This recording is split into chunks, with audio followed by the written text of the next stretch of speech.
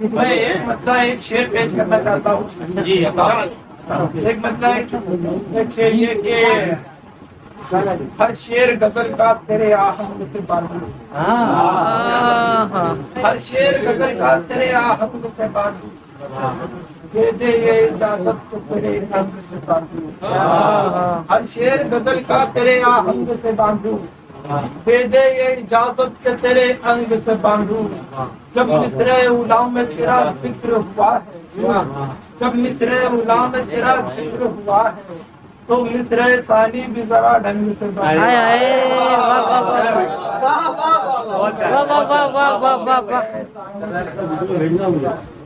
میں پہلی غزل کا مطلب پیش کر رہا ہوں۔ قرآن توڑ کے آتا ہے اور جاتا ہے، قرآن توڑ کے آتا ہے اور جاتا ہے، وہی جو دن کے اجالوں سے خوف کھاتا ہے، قرآن توڑ کے آتا ہے اور جاتا ہے، وہی جو دن کے اجالوں سے خوف کھاتا ہے، اور حسین لوگوں کا رہتا ہے ارد گرد ہجوم، حسین لوگوں کا رہتا ہے ارد گرد ہجوم، مگر ہمیں تو وہی ہے۔ کیا بات ہے، بہت اچھا بھائی، مگر ہمیں تو وہی ایک شخص باتا ہے، پر خیال باندھنے پڑتے ہیں تنگ بہروں میں،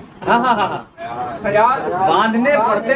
ہیں تنگ بہروں میں۔ واہ واہ، غزل کا ہر ایک شعر جگمگاتا ہے، واہ واہ واہ واہ، بہت اچھا بہت اچھا بہت اچھا ہے۔ میں قصے دارو رسم کو کیا لکھتا ہوں، بتا یہ تاریخ ہے ہماری کہ حسین ابن منصور جو صحابی کے انہیں حق بات کرنے پر سولی پر چڑھا دیا جاتا ہے، اسی سے میں نے یہ منظوم شعر کہا کہ بتا میں قصے دارو رسم پہ کیا لکھتا، بتا میں قصے دارو رسم پہ کیا لکھتا، قلم اٹھاتے ہی منصور یاد آتا۔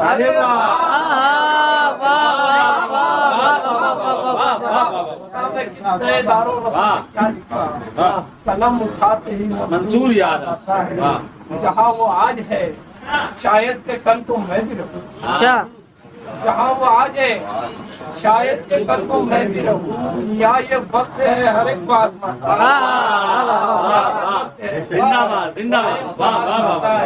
وہ اپنی مست نگاہوں کو کچھ نہیں کہتے، وہ اپنی مست نگاہوں کو کچھ نہیں کہتے، ہمارے دل کو نشانہ بنایا جاتا ہے۔